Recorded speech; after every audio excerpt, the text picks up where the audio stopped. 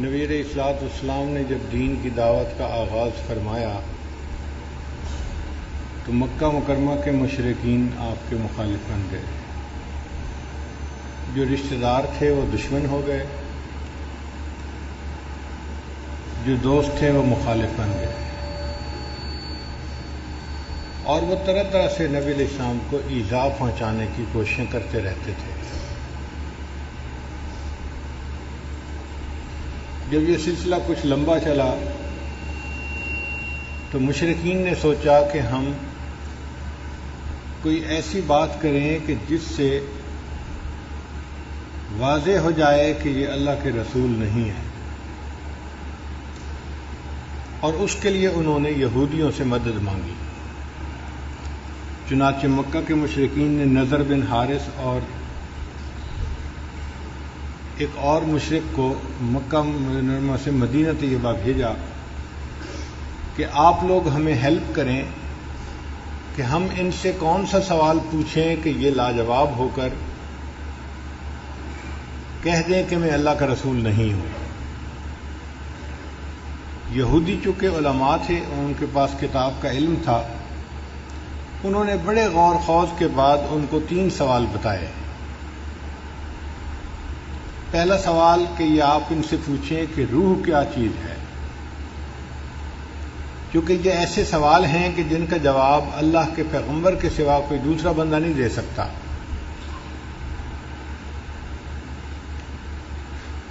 دوسرا سوال انہوں نے پوچھا کہ وہ کون سے نوجوان تھے جنہوں نے غار میں پناہ لی، ان کا واقعہ کیا ہے، اس کی تفصیلات کیا ہیں. مشرکین کو تو اس واقعے کا پتہ ہی نہیں تھا، پہلی کتابوں میں اس کا تذکرہ تھا تو یہودیوں کو معلوم تھا.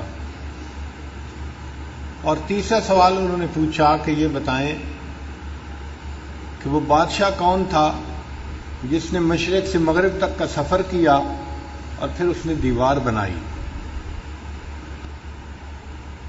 جب یہ دونوں حضرات مدینہ سے واپس آئے تو مشرکین بہت خوش ہوئے کہ اب ہم ایک ایسے سوالات پوچھیں گے کہ جس کا جواب یہ دے نہیں سکیں گے اور حق واضح ہو جائے گا.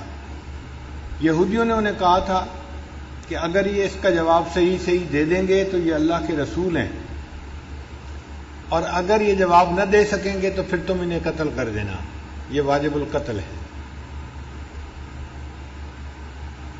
چنانچہ مشرکین نبی علیہ السلام کی خدمت میں حاضر ہوئے اور انہوں نے 3 سوال پوچھے. نبی علیہ الصلوۃ والسلام نے وعدہ فرما لیا کہ میں اس کا جواب دے دوں گا، مگر اللہ کے حبیب صلی اللہ علیہ وسلم نے انشاءاللہ کا لفظ ساتھ نہ کہا. دل میں گمان تھا کہ اللہ تعالیٰ مہربانی فرمائیں گے اور جبریل علیہ السلام اس کا جواب لے کر آئیں گے اور میں ان کو بتا دوں گا.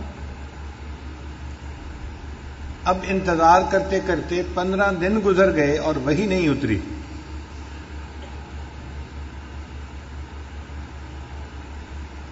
مشرکین مکہ تو مذاق اڑانے میں لگے ہوئے تھے،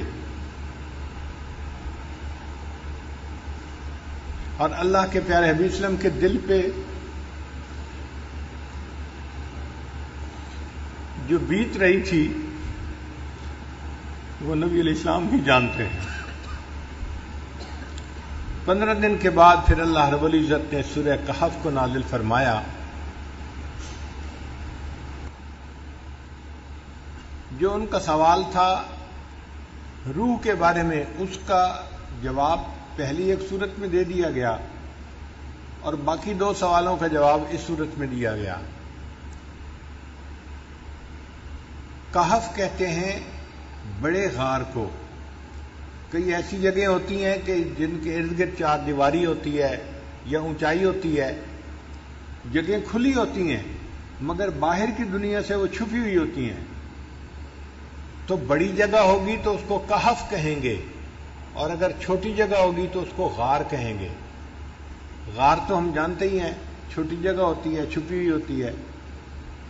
کہف یہ آپ سمجھ لیں کہ بڑے غار کو کہف کہتے ہیں.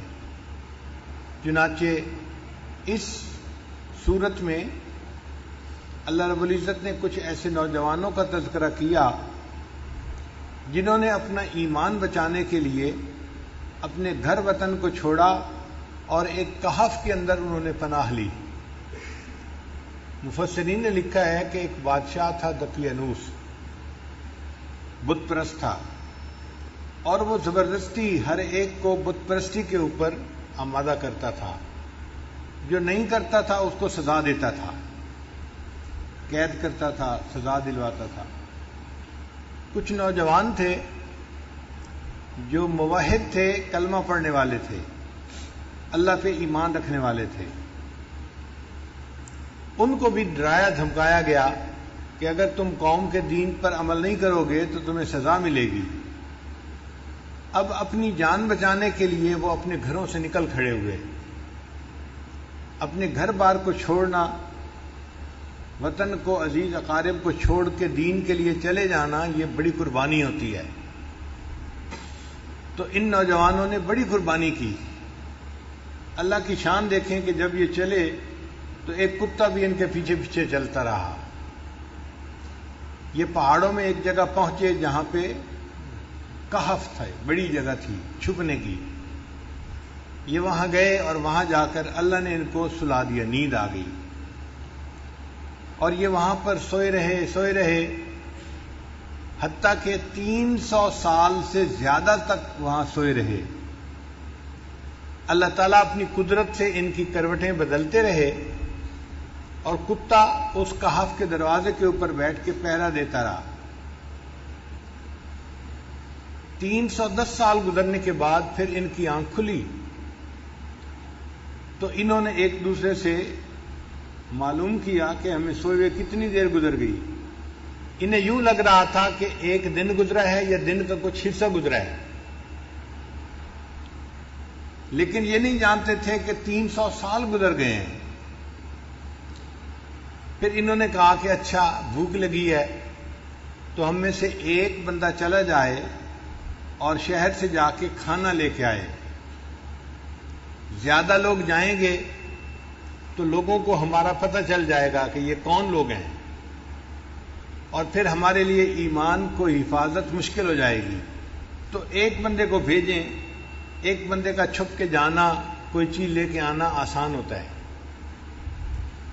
مگر جاتے ہوئے انہوں نے اس کو نصیحت بھی کی کہ دیکھو آپ جا رہے ہو، کوئی جھگڑے والی بات نہ کرنا، جس سے بات کرنی ہو نرمی سے بات کرنا، وَلْيَتَلَطَّفْ، نرمی کے انداز سے بات کرنا۔ یہ وَلْيَتَلَطَّفْ قرآن مجید کا درمیانی لفظ ہے، سب سے درمیانی لفظ ہے۔ یعنی اگر کوئی بندہ قرآن مجید کے درمیانی مقصد کو معلوم کرنا چاہے تو وہ یہ ہے کہ انسان کو چاہیے کہ وہ نرم خوئی اختیار کرے۔ یہ جو سخت گیر لوگ ہوتے ہیں نا، سخت مزاج والے، شریعت کی نظر میں اچھے لوگ نہیں ہوتے۔ اچھے لوگ وہ ہوتے ہیں جن کو اللہ نرم خوئی عطا فرماتے ہیں، دل کے نرم ہوتے ہیں، طبیعت کے نرم ہوتے ہیں، یہ اللہ کو پسندیدہ ہوتے ہیں۔ اور پھر انہوں نے یہ کہا کہ بھئی جانا تو حلال کھانا لے کے آنا۔ اس بات کو دیکھنا کہ ایھا ازکا طعاما، کون سا کھانا زیادہ پاکیزہ ہے۔ اس لیے کہ ولایت میں دو چیزیں بڑی اہم ہوتی ہیں، ایک رزق حلال اور دوسرا صدق مقال۔ بات کرے تو انسان سچی بات کرے، اور کھانا کھائے تو پاکیزہ کھانا کھائے۔ جتنا پاکیزہ کھانا ہوگا اتنا دل جلدی منور ہوگا، اور جو بندہ کھانے کی احتیاط نہ کرے وہ اپنی کی ہوئی محنت کو ضائع کر بیٹھتا ہے۔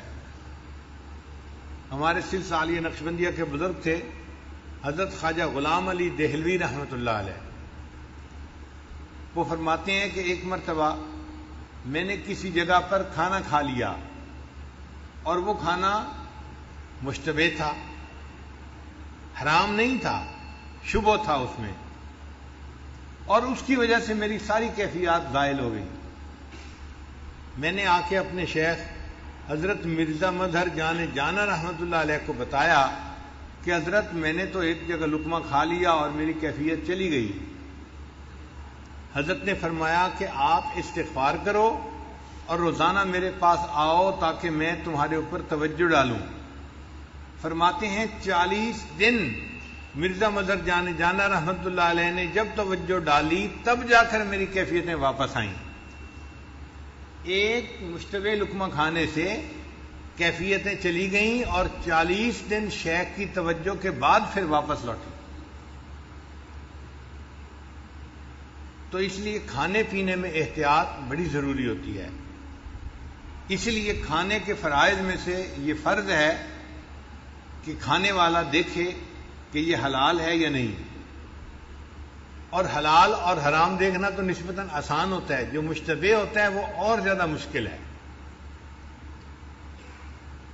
ہمارے حضرت مرشد عالم رحمۃ اللہ علیہ کے بڑے صاحبزادے حضرت مولانا عبد الرحمن قاسمی رحمۃ اللہ علیہ واقعہ سنانے لگے کہ ایک مرتبہ حضرت مرشد عالم رحمۃ اللہ علیہ بیرون ملک کے سفر پر گئے ہوئے تھے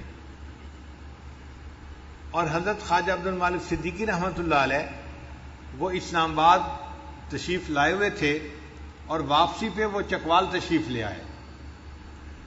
تو کہنے لگے کہ میں اب گھر میں تھا تو مجھے ہی سارا انتظام کرنا تھا.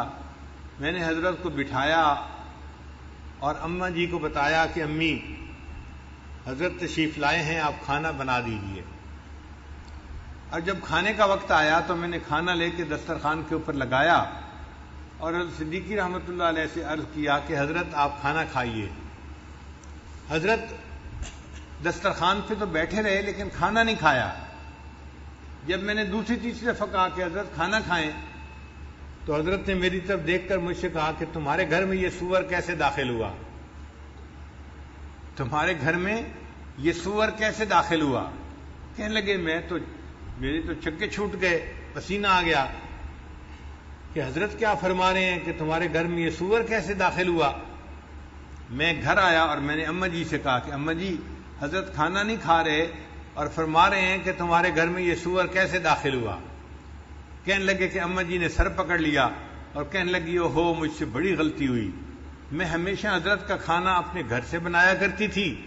یہ میری جو پڑوسن عورت ہے یہ مدتوں سے مجھے کہہ رہی تھی کہ تمہارے شیخ جب آئیں گے تو ان کا کھانا ایک وقت کا میں بناؤں گی.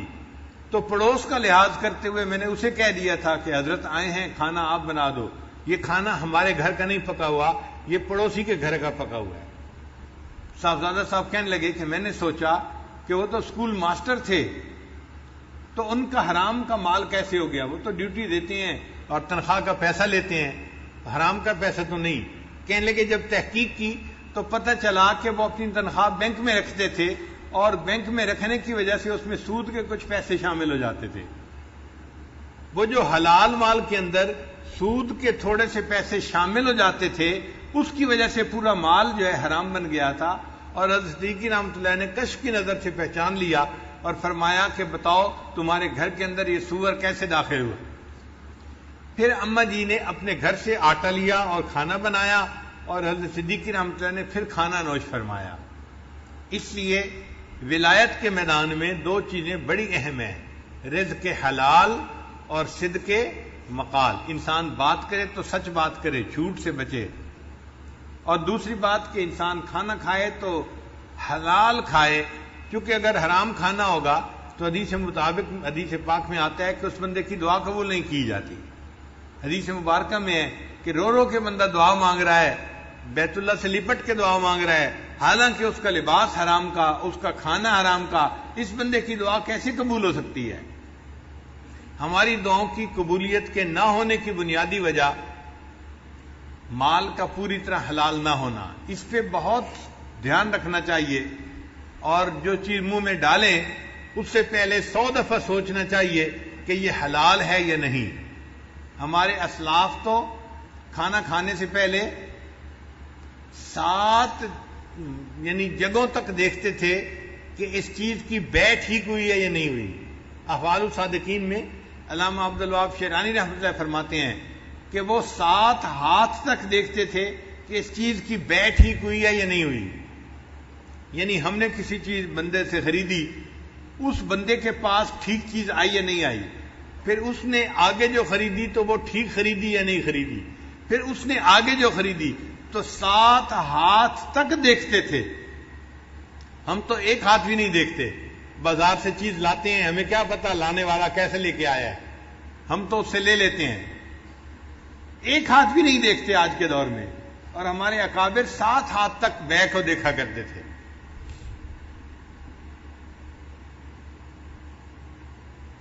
حضرت مرزا مظہر جان رحمۃ اللہ کے پاس ایک بندہ انگور لے کے آیا. حضرت انگور کھا لیجئے، تو حضرت نے انکار فرمایا. اس نے پھر کہا حضرت انگور کھا لیجئے، حضرت نے خاموشی اختیار کی. اس نے پھر تیسری مرتبہ کہا حضرت انگور کھا لیجئے، میں آپ کے لیے لایا ہوں. تو حضرت نے فرمایا یہ انگور میں کیسے کھاؤں، مجھے اس میں سے مردوں کی بو آ رہی ہے. میں انگور کیسے کھاؤں، مجھے اس میں سے مردوں کی بو آ رہی ہے. وہ بندہ بڑا حیران ہوا کہ مردوں کی بو اس میں سے کیسے آئی، میں تو حلال مال سے یہ انگور لے کے آیا ہوں. چنانچہ وہ اس دکاندار کے پاس گیا جس سے اس نے انگور خریدے تھے، اور اس کو کہا کہ بھئی میں آپ سے انگور خرید کے گیا تھا. ایک اللہ والے کو پیش کیے، انہوں نے کہا میں کیسے کھا سکتا ہوں، اس میں تو مردوں کی بو آتی ہے. اس نے کہا کہ بھئی ایک بندہ میرے پاس آیا تھا اور میں نے اس سے خرید لیے تھے، اور وہ مجھے کہہ کے گیا کہ اور بھی میرے پاس انگور لگے ہوئے ہیں، میں آئندہ بھی آپ کو لا کے بیچا کروں گا، تو جب وہ آئے گا تو میں اس سے پوچھوں گا. چنانچہ اگلے دن جب وہ انگور بیچنے والا آیا تو دکاندار نے اس سے پوچھا کہ تم یہ انگور لائے کہاں سے. اس بندے نے بتایا کہ قبرستان کی ایک جگہ تھی جس کو اس نے اپنی زمین کے طور پہ بنا لیا تھا، یعنی قبروں کے نشان مٹ گئے اور اس نے اپنی زمین ذاتی بنا لیا. اس پہ اس نے انگور کی بیلیں لگائی تھیں اور وہاں پہ یہ انگور اگے ہوئے تھے. اور اس جگہ کے انگوروں کو دیکھ کے مرزا مظہر جان رحمۃ اللہ نے پہچان لیا کہ اس میں سے مردوں کی بو آ رہی ہے، کیونکہ وہ قبرستان کے اندر لگائے گئے تھے. تو ہمارے اکابر 7 ہاتھ تک مال کو دیکھا کرتے تھے، اور آج کے سالکین ایک ہاتھ بھی نہیں دیکھتے. ہم یہ کہتے ہیں کہ چلو بھائی زیادہ اور تحقیق نہیں کر سکتے نہ کرو، لیکن اتنا تو کہو کہ جہاں سے لے رہے ہیں کم از کم وہ دینے والا بھی تو ٹھیک بندہ ہونا. اب حلال مال سے حرام ریسٹورنٹ سے چیز خرید لینا، یہ جو غیر ملکی چیزیں ملتی ہیں، میکڈونلڈ ہے، فلاں ہے، کیا ریسیپی ہے اللہ جانے، ہمیں نہیں پتا اس کے بارے میں. ہم ان کے حلال کی تصدیق نہیں کر سکتے، ہم ان کے حلال ہونے کے بارے میں کچھ نہیں کہہ سکتے. اس کا ایک ہی طریقہ ہے کہ انسان ایسی جگہوں سے کھانا کھانا یا کھانے پینے کی چیزیں کھانا بند کر دے. اگر نہیں بند کرے گا اپنے مہینوں کی محنت کو منٹوں سیکنڈوں کے اندر ضائع کر بیٹھے گا. ایک لقمہ اندر گیا اور دل کی ساری روحانیت باہر نکل گئی. اس لیے رزق حلال ولایت کے راستے میں بہت اہمیت رکھتا ہے. وہ آدمی جس کے ذمے کھانا لانا لگایا گیا وہ شہر میں گیا تو ایک جگہ اس کو کھانے کی دکان ملی، اس نے کھانا خریدا. اب جب پیسے دینے کا وقت آیا تو اس وقت سکے ہوتے تھے، چاندی کے سکے. اس کے پاس جو اپنے وقت کے سکے تھے اس نے نکال کے دیے تو دکاندار حیران ہو گیا کہ یہ کرنسی تو نہیں ہے یہاں کی، وہ کرنسی تو 300 سال پہلے کی تھی اور یہ بندہ اب اس کو دے رہا تھا. اچھا دینے والے کو بھی پتہ نہیں تھا کہ 300 سال کا عرصہ گزر چکا ہے. وہ سمجھا تھا ہم کل ہی تو گھر سے آئے ہیں اور یہ نقدی تو چلتی ہے، اس کو میں دے رہا ہوں. اس نے پوچھا بھائی تمہیں یہ ملی کہاں سے، کوئی خزانہ ملا ہے؟ اس نے کہا نہیں. اس نے کہا پھر کیسے ملی؟ اب اس کو بتانا پڑ گیا کہ جی ہم تو گھر سے نکلے تھے اور ایک جگہ پہنچے، وہاں تھوڑی دیر سوئے، کھانا لینے آیا اور میں آپ کے پاس یہ پیسے لے کے آیا ہوں. آپ کہتے ہیں یہ تو بڑے پرانے ہیں. اس دکاندار نے لوگوں کو بتایا تو لوگ جو تھے وہ سارے اس کے ساتھ گئے اور انہوں نے جا کے اس جگہ کو دیکھا. تو اس طرح اصحاب کہف کا پتہ چل گیا. اللہ کی شان کے جو کھانا لے کے گیا، یہ جب واپس گیا تو یہ گیا، اس کو بھی پھر نیند آ گئی، یہ بھی وہاں جا کے سو گیا. اللہ تعالیٰ اپنی قدرت دکھانا چاہتے تھے کہ لوگوں تم سمجھتے ہو کہ قیامت کے دن کوئی ہمیں زندہ نہیں کر سکے گا، میں دنیا میں دکھا دیتا ہوں کہ میں جس کو چاہوں 300 سال سلا دوں اور ان 300 سالوں میں اس کا جسم خراب بھی نہ ہو، اور پھر میں اگر اس کو جگانا چاہوں تو میں اس کو جگا کے بھی دکھا دیتا ہوں. تو سلانا اور جگانا یہ میرے اختیار میں ہے، موت دینا اور پھر قیامت کے دن اس کو کھڑا کرنا یہ میرے اختیار میں ہے۔ اللہ کی شان دیکھیں کہ جب یہ لوگ اٹھے تھے اس وقت جو بادشاہ تھا وہ ایمان والا تھا، وہ اللہ کو ماننے والا تھا۔ ان لوگوں کو پتہ نہیں تھا کہ وہ اللہ کو ماننے والا ہے اور وہ بھی نیک آدمی ہے، اور پوری قوم جو تھی اس وقت ایمان والی بن چکی تھی۔ جب مرے تھے تو قوم کافر تھی، جب 300 سال کے بعد جاگے تو اللہ نے حالات بدل دیے تھے، پوری قوم مسلمان مومن بن چکی تھی۔ پھر ان لوگوں نے مشورہ کیا ہم ان کے لیے کوئی نشانی بنائیں، تو انہوں نے ان کے کہف کے دروازے کے اوپر ایک مسجد بنا دی نشانی کے طور پر۔ تو یہ واقعہ قرآن مجید میں اللہ رب العزت نے اتار دیا تاکہ مشرکین کو ان کا جواب مل جائے۔ عجیب بات یہ کہ مشرکین کو جواب بھی مل گیا، نہ مشرکین ایمان لائے نہ یہودی ایمان لائے، ایمان کوئی نہیں لایا، اس لیے کہ سوال جو پوچھنے والے ہوتے ہیں وہ ایمان سے محروم ہوتے ہیں، ان کو کوئی کچھ نہیں ملتا۔ تو قرآن مجید میں اس واقعے کی تفصیل جو ہے وہ موجود ہے، تاہم اس سورت کی احادیث کے اندر بڑی فضیلت آئی ہے۔ ذرا آپ اس فضیلت کو بھی سن لیجئے تاکہ پتہ چل جائے کہ سورہ کہف کے کیا فضائل ہیں۔ بعض سورتوں کے خاص خاص فضائل احادیث میں وارد ہوئے ہیں، جیسے سورہ فاتحہ، سورہ بقرہ، سورہ آل عمران، سورہ کہف، سورہ ملک، سورہ کافرون، الاخلاص اور معوذتین۔ حضرت برار رضی اللہ عنہ روایت کرتے ہیں ایک صحابی تھے جو اپنے گھر میں سورہ کہف کی تلاوت اونچی کر رہے تھے۔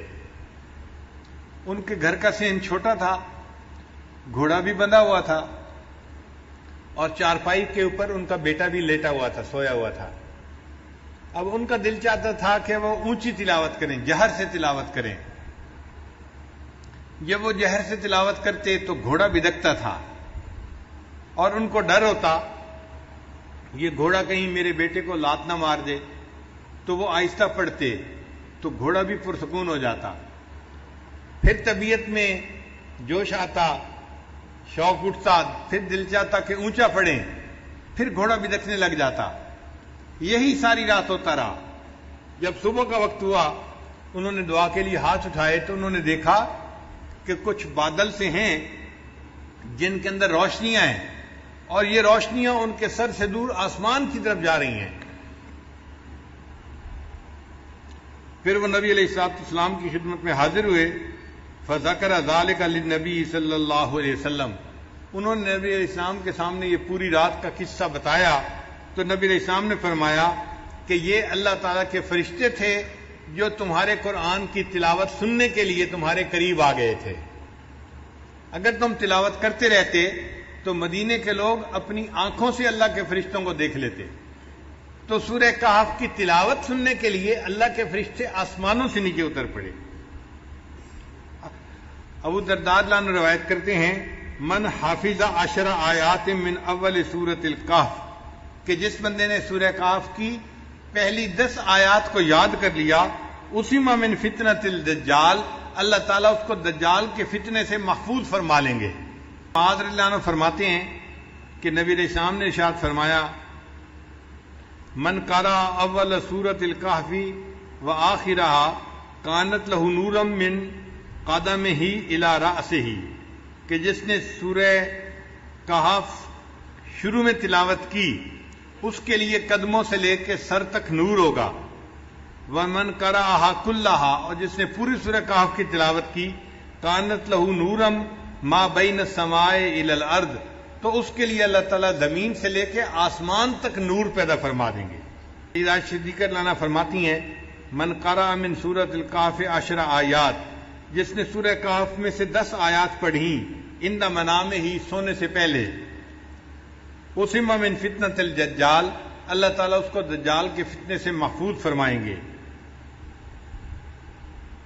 ابن عباس نے فرماتے ہیں کہ نبی علیہ السلام نے ارشاد فرمایا سورۃ الکہف تدعا فی التوراۃ حائل، کہ سورہ کہف کا نام تورات کے اندر حائلو تھا. حائلہ کیا مطلب؟ حائل ہونے والی، یعنی یہ بندے اور قبر کے عذاب کے درمیان حائل ہونے والی صورت ہے، بندے اور شیطان کے درمیان حائل ہونے والی صورت ہے. عبداللہ اللہ عنہ فرماتے ہیں قال رسول اللہ صلی اللہ علیہ وسلم کہ نبی علیہ الصلوۃ والسلام نے ارشاد فرمایا البیت الذی تقرأ فیہ سورۃ الکہف، وہ گھر جس کے اندر سورہ کہف کی تلاوت کی جاتی ہے، لا یدخلہ شیطان تلک اللیلہ، اس رات شیطان اس گھر کے اندر داخل نہیں ہو سکتا. یعنی جو بندہ رات کو سورہ کہف تلاوت کر لے گا اس گھر کے اندر شیطان رات کو داخل نہیں ہو سکتا. آپ اندازہ لگائیے اس سورت کی کتنی عظمت ہے کہ جس گھر میں رات کو پڑھی جائے شیطان رات کو داخل نہیں ہو سکتا، تو بھئی اگر دن میں پڑھی جائے گی تو دن میں بھی داخل نہیں ہو سکے گا، اور جس گھر کے لوگ پڑھیں گے وہ فتنہ دجال سے محفوظ رہیں گے. اس سورت کو یاد کرنا اور اس کی کثرت سے تلاوت کرنا یہ بہت فائدے کی بات ہے. اسی لیے جمعہ کے دن اس سورت کا پڑھنا اور بھی زیادہ ثواب کا باعث ہے. نبی علیہ السلام نے ارشاد فرمایا کہ سورہ کہف کو جمعہ کے دن تلاوت کیا کرو. تو ہم سورہ کہف کی بھی تلاوت کریں جمعہ کے دن اور اس کو یاد کر کے پڑھنے کی کوشش کریں تاکہ اللہ تعالیٰ ہمیں شیطان سے بھی بچائے اور جو دجال ہے اللہ تعالیٰ اس کے فتنے سے بھی ہمیں محفوظ فرمائے.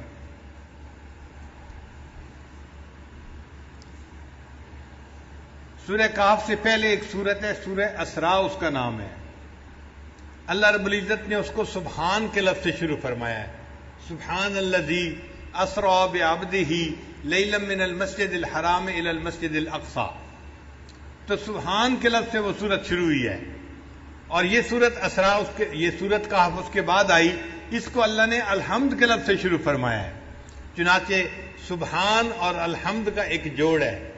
بخاری شریف کی آخری روایت ہے کلمتان حبیبتان الی الرحمن ثقیلتان فی المیزان خفیفتان علی اللسان سبحان اللہ و بحمدہ سبحان اللہ العظیم. تو دیکھیں پہلے تسبیح آئی اور پھر تحمید آئی اور اللہ تعالیٰ نے یہاں بھی وہی ترتیب رکھی. قرآن مجید کی کچھ صورتیں ہیں جن کو اللہ نے الحمد سے شروع فرمایا، جیسے سورہ فاتحہ ہے، سورہ فاطر ہے یا یہ سورہ کہف ہے. الحمد سے کیوں شروع فرمایا؟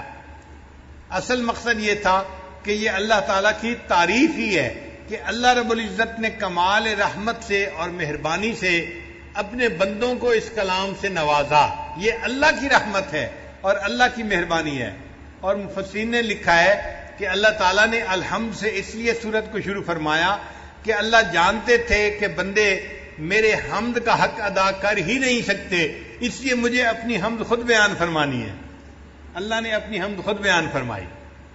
امام ربانی حضرت مجدد ثانی رحمۃ اللہ نے لکھا ہے کہ اگر بندہ اللہ کی حمد بیان کرنے کے لیے ایڑی چوٹی کا زور لگا دے تو بھی وہ اللہ کی حمد کو بیان نہیں کر سکتا، چونکہ اللہ تعالیٰ اتنے عظیم ہے کہ انسان اس کی عظمت کے مطابق اس کی تعریف کر ہی نہیں سکتا. ہم اللہ کی کیا تعریف کریں گے؟ انبیاء کے سردار، انبیاء کے امام حضرت محمد مصطفیٰ احمد مجتبیٰ حضرت محمد مصطفیٰ صلی اللہ علیہ وسلم، انہوں نے فرما دیا اللہم لا احصی ثناء علیک، اے اللہ میں آپ کی تعریفوں کا احاطہ نہیں کر سکتا. انت کما اثنیت علی نفسک، آپ ایسے ہیں جیسے آپ نے اپنی تعریفیں خود بیان فرمائی ہیں. تو اللہ کی تعریف اللہ خود ہی بیان فرما سکتا ہے، مخلوق میں سے کوئی تعریف کر ہی نہیں سکتا. اللہ اتنے بڑے ہیں. اس کی مثال یوں سمجھیں، ایک عام آدمی اس کو کوئی کہنے لگ جائے کہ جی آپ ذرا ایک سپر کمپیوٹر کی تعریف کریں، تو ایک عام آدمی یا ایک بچہ جو پرائمری اسکول کا پڑھنے والا ہے وہ سپر کمپیوٹر کی کیا تعریف کرے گا؟ وہ تو جانتا ہی ہے اس کے بارے میں. اسی طرح ہم بندے ہیں، ہم اللہ کی عظمت کی حقیقت کو جانتے ہی نہیں، اس لیے ہم اس کی تعریف کر ہی نہیں سکتے. جتنی تعریفیں کریں گے یہ تعریفیں نیچے رہ جائیں گی. اللہ کی شان اس سے بھی بڑی ہے، اس سے بھی بڑی ہے، اس سے بھی بڑی ہے. اللہ تعالیٰ بہت بڑے ہیں. اسی نبی علیہ السلام نے ارشاد فرمایا کہ اے اللہ ما عبدنا کا حق کا عبادتک، ہم نے آپ کی عبادت ایسے نہیں کی جیسی عبادت کرنے کا حق تھا، ہم عبادت کا حق ادا کر ہی نہیں سکتے۔ امام ربانی مجدد ثانی رحمۃ اللہ فرماتے ہیں کہ کوئی بندہ کتنے خلوص سے عبادت کیوں نہ کرے، کتنی یکسوئی کے ساتھ، کتنی توجہ کے ساتھ، کتنی جو ہے وہ یکسوئی کے ساتھ عبادت کرے، وہ اللہ کی عبادت کا حق ادا کر ہی نہیں سکتا۔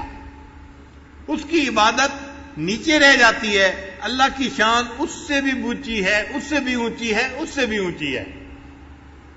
اب یہاں پہ ایک سوال پیدا ہوتا ہے کہ جب ہم اللہ تعالیٰ کی حمد بیان کر ہی نہیں سکتے جیسے اللہ تعالیٰ اونچے ہیں، حمد کے لائق ہیں، پھر ثواب کیوں ملتا ہے؟ پھر ثواب کا ثواب کیوں ملتا ہے بندے کو؟ تو علماء نے اس کا جواب دیا۔ علماء جواب دیتے ہیں کہ اگر باپ اپنے بیٹے کو اسکول داخل کروائے نا، اور شام کو بچہ گھر واپس آئے اور آ کے کہ ابو میں نے لکھنا سیکھا ہے، باپ کہتا ہے بیٹا دکھاؤ تختی، تو بیٹا تختی دکھاتا ہے، اس نے ٹیڑھی سیڑھی لائنیں لگائی ہوتی ہیں، کچھ سمجھ میں نہیں آ رہا ہوتا، لیکن باپ اس کو انکریج کرنے کے لیے، اس کا دل رکھنے کے لیے اس کو آئس کریم انعام لے کے دے دیتا ہے۔ یہ جو آئس کریم کا انعام ہے یہ خوش خطی کا انعام نہیں ہے، یہ اس کا دل رکھنے کے لیے اس پر شفقت کا اظہار ہے۔ اسی طرح اللہ جو ہماری عبادتیں قبول کرتے ہیں وہ ہماری عبادتوں کی کوئی اچھائی نہیں ہوتی، بلکہ اللہ ان اللہ بالناس لرؤوف الرحیم، اپنے بندوں پر رؤوف اور رحیم ہے، اس کی رافت اور رحمت کا یہ تقاضا ہے، اللہ اپنے بندوں کی ٹوٹی پھوٹی عبادت پر بھی ان کو اجر عطا فرما دیتا ہے۔ اس لیے اللہ تعالیٰ نے اس سورت کو الحمد کے لفظ سے شروع فرمایا، الحمدللہ الذی انزل علی عبدہ الکتاب ولم یجعل لہ عوجا، سب تعریف اللہ ہی کے لیے ہے جس نے اپنے بندے پر کتاب نازل فرمائی اور اس کتاب میں ذرا بھی کجی نہیں رکھی۔ یعنی یہ کتاب ایسی ہے کہ اس میں کوئی کمی نہیں، کوئی کجی نہیں ہے، نہ کوئی آپس میں ایک دوسرے کے ساتھ جو ہے فرق ہے، نہ کوئی کمزوری ہے، کسی قسم کی کوئی کمزوری ہے ہی نہیں۔ یہ ایسی کتاب ہے کہ جو بالکل جو ہے ہر قسم کے سقم سے پاک اور بالا تر کتاب ہے، اللہ کا کلام ہے، قیمہ استقامت دینے والی کتاب ہے، لِيُنذِرَ بَأْسًا شَدِيدًا مِّن لَّدُنْهُ وَيُبَشِّرَ الْمُؤْمِنِينَ الَّذِينَ يَعْمَلُونَ الصَّالِحَاتِ أَنَّ لَهُمْ أَجْرًا حَسَنًا، تاکہ وہ اللہ کی طرف سے سخت عذاب سے ڈرائے۔ یعنی جو لوگ ایمان نہیں لاتے اور نیک اعمال نہیں کرتے، قرآن ان کو ڈراتا ہے آخرت کے عذاب سے۔ اس میں ترغیب بھی ہے، ترہیب بھی ہے۔ نیک لوگوں کو جنت کی بشارت دی جاتی ہے اور جو بات کو نہیں مانتے ان کو جہنم کی عذاب کے بارے میں بتایا جاتا ہے، تاکہ ڈرائے ان لوگوں کو سخت عذاب سے، اور مومنین کو بشارت دے جو نیک عمل کرتے ہیں کہ ان کے لیے اچھا اجر ہے۔ اچھا اجر کون سا ہے؟ مومنین کے لیے جنت اللہ نے بہترین اجر بنایا ہے، ماکثین فیہ ابدا، وہ اس میں ہمیشہ رہیں گے، جنت میں ہمیشہ ہمیشہ رہیں گے۔ وَيُنذِرَ الَّذِينَ قَالُوا اتَّخَذَ اللَّهُ وَلَدًا، اور یہ قرآن ڈرائے ان لوگوں کو جنہوں نے کہا کہ اللہ تعالیٰ اولاد رکھتا ہے۔ بعض ایسے بھی لوگ گزرے ہیں جو کہتے تھے کہ اللہ تعالیٰ کی اولاد ہے، چنانچہ جو مشرکین تھے وہ کہتے تھے کہ جو ملائکہ ہیں وہ اللہ کی بیٹیاں ہیں، ملائکہ کو، فرشتوں کو اللہ کی بیٹیاں کہتے تھے، اور یہود جو تھے وہ عزیر علیہ السلام کو اللہ کا بیٹا کہتے تھے، اور جو عیسائی تھے وہ حضرت عیسیٰ علیہ السلام کو اللہ کا بیٹا کہتے تھے۔ یعنی یہ تینوں قسم کے لوگ اللہ کی اولاد مانتے تھے۔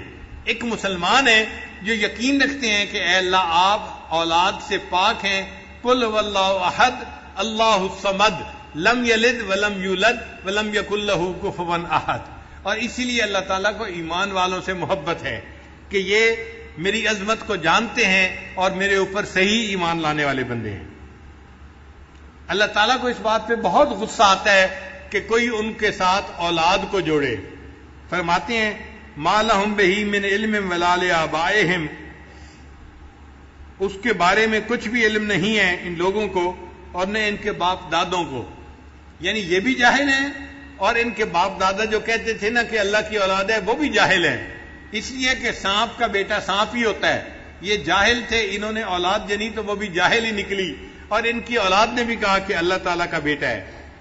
اللہ فرماتے ہیں کبرت کلمۃ تخرج من افواہہم، کہ بڑے بول ہیں جو ان کے منہوں سے نکل رہا ہے. ان یقولون الا کذبا، یہ نہیں بولتے مگر جھوٹ، یہ جھوٹ بات کر رہے ہیں. پھر اللہ تعالیٰ نے اپنے پیارے حبیب صلی اللہ علیہ وسلم کی تسلی فرمائی کہ چونکہ اللہ کے حبیب صلی اللہ علیہ وسلم 15 دن وحی نہ آنے کی وجہ سے بہت غمزدہ بھی تھے. اللہ فرماتے ہیں فَلَعَلَّكَ بَاخِعٌ نَفْسَكَ عَلَىٰ آثَارِهِمْ إِن لَّمْ يُؤْمِنُوا بِهَٰذَا الْحَدِيثِ أَسَفًا. سو ایسا تو نہیں کہ آپ ان کے پیچھے اپنی جان کو غم کی وجہ سے ہلاک کر دینے والے ہیں اور یہ لوگ اس مضمون پر ایمان نہ لائیں. اگر یہ لوگ ایمان نہیں لاتے آپ اتنے غمزدہ کیوں ہوتے ہیں؟ آپ کے اوپر تو ہے بات کو پہنچانا. وما علیک الا البلاغ، آپ نے تو بات پہنچا دی، آپ کی ذمہ داری ختم ہو گئی. اب اگر یہ ایمان نہیں لاتے تو اے میرے حبیب صلی اللہ علیہ وسلم آپ کتنا غم کیوں کرتے ہیں؟ آپ کیوں اپنے آپ کو پریشانی میں ڈالتے ہیں؟ پھر آگے فرمایا انا جعلنا ما علی الارض زینۃ لہا لنبلوہم ایہم احسن عملا. بلا شبہ زمین پر جو کچھ ہے ہم نے اس کے لیے زینت بنایا ہے تاکہ ہم آزمائیں کہ ان لوگوں میں سے کون اچھا عمل کرتا ہے. زمین کے اوپر جو کچھ بھی ہے وہ سب کا سب ہمارے لیے امتحان ہے. زمین کی زیب و زینت بھی امتحان ہے، زمین کے اوپر مال وہ بھی امتحان ہے، زمین کے اوپر جمال وہ بھی امتحان ہے. ہر چیز ہمارے لیے امتحان ہے، اور اللہ تعالیٰ نے یہ اس لیے امتحان بنایا کہ وہ دیکھنا چاہتے ہیں کہ کون ہیں جو نیک عمل کرنے والے ہیں. وَإِنَّا لَجَاعِلُونَ مَا عَلَيْهَا سَيِّدًا جُرُزًا. اللہ فرماتے ہیں اور زمین پر جو کچھ ہے بلا شبہ ہم اسے بالکل صاف میدان بنا دینے والے ہیں. اور یہ چند دن کی بات ہے، یہ جو کچھ ہے ایک وقت آئے گا کہ ہر چیز مٹ جائے گی، یہ سب مٹی کی ڈھیری بن جائے گی اور اللہ تعالیٰ زمین کو چٹیل میدان بنا دیں گے. یہ زمین کے اوپر جو درخت نظر آ رہے ہیں، یہ عمارتیں نظر آ رہی ہیں، یہ سب ختم ہونے والی چیزیں ہیں، یہ فانی چیزیں ہیں. ان سے دل لگانا بے وقوفی کی بات ہے.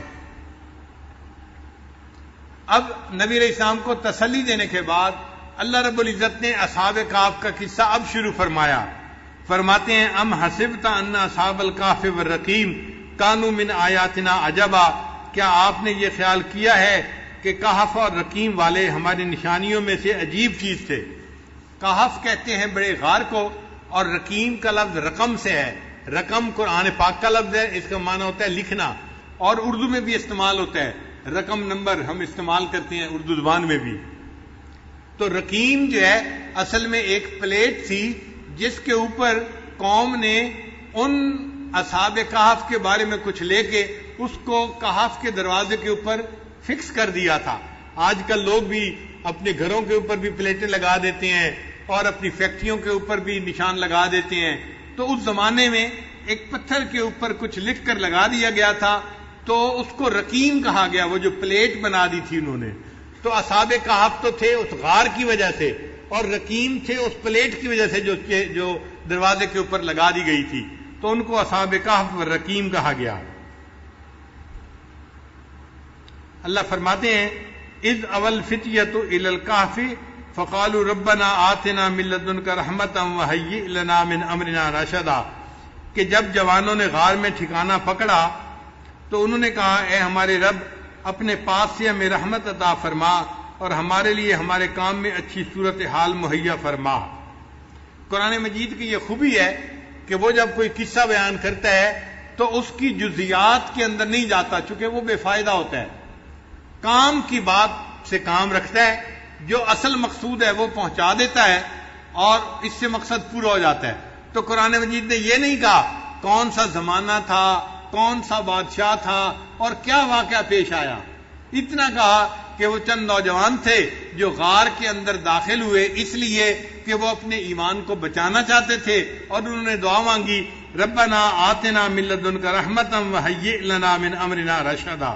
اے اللہ، اے ہمارے رب، ہمیں اپنے پاس سے رحمت عطا فرما اور ہمارے لیے ہمارے کام میں اچھی صورتحال مہیا فرما. بس اتنی بات بتائی اور بات کو مکمل کر دیا. پھر جب وہ کہف کے اندر آ گئے، اللہ فرماتے ہیں فَضَرَبْنَا عَلَىٰ آذَانِهِمْ فِي الْكَهْفِ سِنِينَ عَدَدًا، سو ہم نے ان کے کانوں پر سال ہا سال تک پردہ ڈال دیا، پھر ہم نے انہیں اٹھایا۔ جب انسان سوتا ہے نا تو اس کے کانوں کے اوپر پردہ آ جاتا ہے۔ نیند کا تعلق دو چیزوں کے ساتھ ہے، ایک آنکھوں کے ساتھ ہے اور ایک کانوں کے ساتھ ہے۔ اگر کانوں میں آواز چلی جائے تو بھی نیند ڈسٹرب ہو جاتی ہے، اگر آنکھوں کے آگے روشنی آ جائے تو بھی نیند ڈسٹرب ہو جاتی ہے۔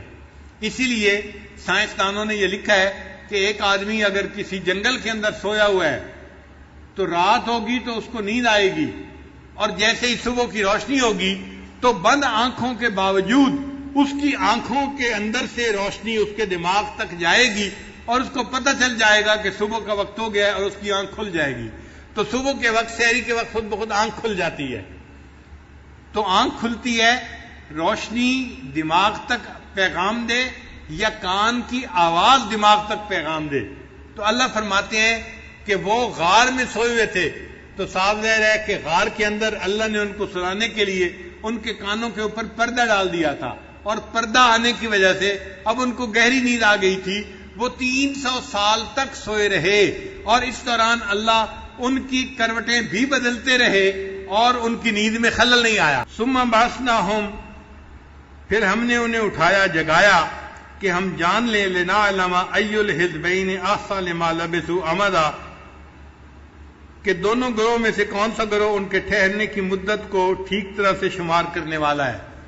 یعنی کیا ان کو خود پتہ ہے کہ یہ کتنا سوئے ہیں، یا ان کی قوم کو پتہ ہے کہ یہ نوجوان کتنا عرصہ اس کہف کے اندر سوئے رہے ہیں؟ ہم دیکھنا چاہتے تھے کہ کوئی جانتا ہے کہ نہیں اس بات کو۔ اللہ فرماتے ہیں نحن نقص علیک نبأہم بالحق، کہ ہم آپ سے ان کا واقعہ بالکل ٹھیک ٹھیک بیان کرتے ہیں۔ انہم فتیۃ آمنوا، بلا شبہ وہ چند نوجوان تھے، بربہم وزدناہم ہدی، جو اپنے رب پر ایمان لائے اور اللہ نے ان کی ہدایت کو اور زیادہ کر دیا۔ قرآن مجید میں نوجوانوں کا تذکرہ اللہ تعالیٰ نے خاص طور پر کیا ہے۔ ایک سیدنا ابراہیم علیہ السلام کا تذکرہ اللہ نے کیا، وہ بھی نوجوان تھے اور اللہ کی توحید پہ قائم تھے، اور انہوں نے بتوں کو توڑ دیا تھا، فجعلہم جذاذا، اور ان کے بارے میں لوگ کہتے تھے کہ انا سمعنا فتى یذکرہم یقال لہ ابراہیم، ہم نے ایک نوجوان کے بارے میں سنا ہے وہ ہمارے بتوں کے خلاف باتیں کرتا تھا۔ تو ابراہیم علیہ السلام کے جوانی کا تذکرہ اللہ نے قرآن مجید میں کیا ہے۔ ایک اللہ تعالیٰ نے حضرت یوسف علیہ السلام کی جوانی کا تذکرہ کیا ہے قرآن پاک میں۔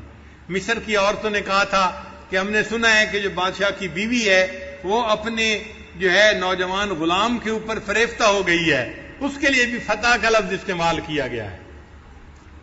اور ایک اللہ تعالیٰ نے اصحاب کہف کے لیے نوجوانوں کا لفظ استعمال کیا، اور ایک حضرت موسیٰ علیہ السلام کا جو خادم تھا یوشع بن نون، وہ بھی نوجوان تھا، اس کا بھی تذکرہ قرآن مجید میں ہوا۔ تو انہوں نے اپنے غلام سے پوچھا تھا کہ کھانے کی چیز لاؤ، تو اس نے بھی کہا تھا کہ جی وہ تو مچھلی تھی جو دریا میں چلی گئی، اس کے لیے بھی نوجوان کا لفظ استعمال ہوا ہے۔ یہ سب کے سب ایمان والے لوگ نوجوان لوگ تھے۔ اور عجیب بات ہے کہ نبی علیہ الصلوۃ والسلام نے جب دنیا میں نبوت کا دعویٰ فرمایا تو اللہ کے حبیب صلی اللہ علیہ وسلم بھی نوجوان تھے، 40 سال عمر تھی۔ 40 سال کی عمر کا بندہ تو نوجوان ہوتا ہے۔ اور پھر حضرت ابوبکر صدیق لانو کی عمر 38 سال تھی، 2 سال چھوٹے تھے، وہ بھی نوجوان تھے۔ حضرت عمر لانو اور چند سال چھوٹے تھے، وہ بھی نوجوان تھے۔ حضرت عثمان غنی بھی نوجوان تھے، اور حضرت علی لانو تو اور بھی اٹھتی جوانی تھی ان کی۔ اور ان کے بارے میں تو نبی علیہ الصلوۃ والسلام نے حدیث پاک میں بھی فرمایا کہ لا فتى الا علی، کہ کوئی نوجوان نہیں سوائے علی کے۔ تو علی کی جوانی کا تذکرہ تو اللہ کے حبیب صلی اللہ علیہ وسلم نے حدیث پاک میں بھی فرمایا ہے۔ یہ سب نوجوانوں کی جماعت تھی جنہوں نے دین کی بنیاد رکھی، اور اللہ تعالیٰ نے دین اسلام کی آبیاری ان نوجوانوں سے کروائی۔ ہمیشہ جب بھی دنیا میں کوئی انقلاب آتا ہے اس کے پیچھے نوجوان ہی ہوتے ہیں۔ تو یاد رکھیے گا، نوجوانوں کا جوش اور بوڑھوں کا ہوش، نوجوانوں کا جوش اور بوڑھوں کا ہوش۔ بوڑھوں میں عقل مندی ہوتی ہے، ان کا دماغ کام کرتا ہے، وہ صحیح فیصلے کر پاتے ہیں، اس لیے وہ صحیح جو ہے ڈیسیژن لیتے ہیں۔ تو بوڑھوں کا ہوش ضروری ہے، اور پھر کام کو کرنے کے لیے نوجوانوں کا جوش بھی ضروری ہے تاکہ کام اپنے پایہ تکمیل تک پہنچ جائے. تو یہ چند نوجوان تھے جن کا تذکرہ قرآن مجید نے کیا کہ یہ اپنے ایمان بچانے کے لیے غار کے اندر چلے گئے تھے. اللہ فرماتے ہیں وَرَبَطْنَا عَلَىٰ قُلُوبِهِمْ، ہم نے ان کے دلوں کو مضبوط کر دیا. اذ قاموا، جب وہ سونے کے بعد اٹھے، فقالوا، جب وہ کھڑے ہوئے، فقالوا، اور کہنے لگے ربنا رب السماوات والارض، ہمارا رب تو وہ ہے جو آسمان اور زمین کا رب ہے. لن ندعو من دونہ الہا لقد قلنا اذا شططا، ہم اس کے علاوہ کسی کو معبود نہیں بنائیں گے، اس صورت میں تو ہم یقینی طور پر بڑی زیادتی کرنے والے ہو جائیں گے. یعنی قوم کہتی تھی نا کہ تم بھی بتوں کو پوجو، تو وہ کہتے تھے کہ ہم بتوں کو نہیں پوج سکتے، ہم ایک اللہ کو ہی پوجیں گے. ہؤلاء قوم اتخذوا من دونہ الہ آلہہ، ہماری قوم کے لوگ ہیں جنہوں نے اللہ کے سوا دوسرے معبود بنا لیے ہیں. لولا یاتون علیہم بسلطان بین، کیوں نہیں لے آتے اس پر یہ کھلی ہوئی دلیل. فمن اظلم ممن افترى علی اللہ کذبا، سو اس سے بڑھ کر کون ظالم ہوگا جو اللہ تعالیٰ پر جھوٹی تہمت لگائے. وَإِذِ اعْتَزَلْتُمُوهُمْ، اور جب تم ان لوگوں سے اور ان کے معبودوں سے جدا ہو گئے. وَمَا يَعْبُدُونَ إِلَّا اللَّهَ فَآوُوا إِلَى الْكَهْفِ، تو جو اللہ کے سوا ہیں تو غار کی طرف پناہ لے لو. يَنشُرْ لَكُمْ رَبُّكُمْ مِنْ رَحْمَتِهِ، تمہارا رب تم پر اپنی رحمت پھیلا دے گا. وَيُهَيِّئْ لَكُمْ مِنْ أَمْرِكُمْ مِرْفَقًا، اور تمہارے مقصد میں اللہ تعالیٰ آسانی پیدا فرما دے گا. تو دیکھیں اللہ تعالیٰ نے ان کے ایمان کو بھی بچا لیا اور ان کو ایسے وقت میں جگایا کہ جب پوری قوم ایمان والی قوم بن گئی تھی. وہ کبھی سوچ بھی نہیں سکتے تھے ہم ایسا وقت بھی آنکھوں سے دیکھیں گے کہ پوری قوم جو بت پرست ہے وہ پھر ایمان والی قوم بن جائے گی. اللہ فرماتے ہیں وَتَرَى الشَّمْسَ إِذَا طَلَعَتْ تَزَاوَرُ عَنْ كَهْفِهِمْ، اور اے مخاطب تو دیکھے گا کہ جب سورج نکلتا ہے تو وہ ان کے غار سے داہنی طرف کو بچ کر گزر جاتا ہے.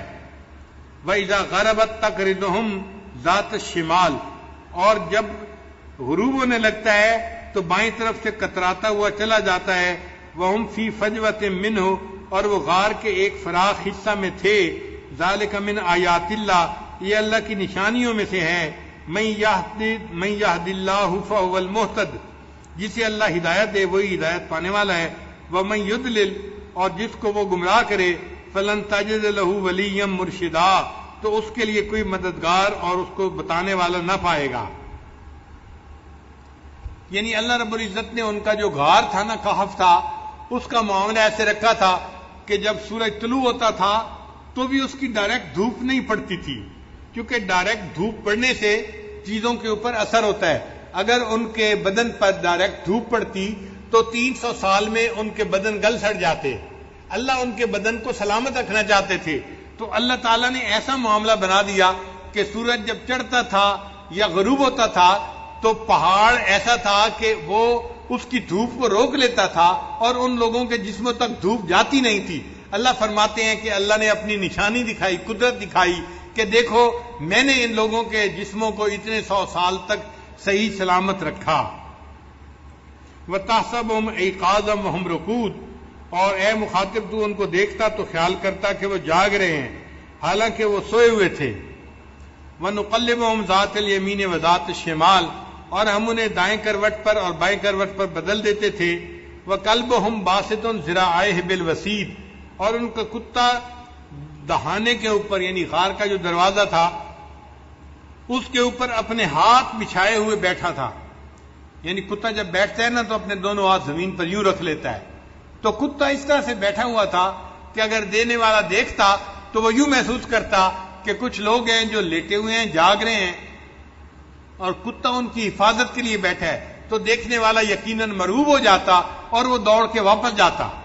اللہ فرماتے ہیں لَوِ اطَّلَعْتَ عَلَيْهِمْ لَوَلَّيْتَ مِنْهُمْ فِرَارًا وَلَمُلِئْتَ مِنْهُمْ رُعْبًا، اگر تو انہیں جھانک کر دیکھ لیتا تو ان کی طرف سے پیٹ پھیر کر بھاگ جاتا اور ان کی وجہ سے تیرے اندر روب بھر جاتا. یعنی ایسا روب والا ماحول تھا کہ دیکھنے والا ڈر جاتا.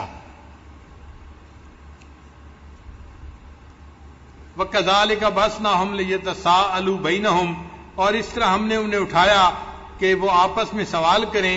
قال قائل منهم کم لبستم، ان میں سے ایک نے جاگنے کے بعد دوسرے سے پوچھا بھئی ہم کتنی دیر سوئے ہیں؟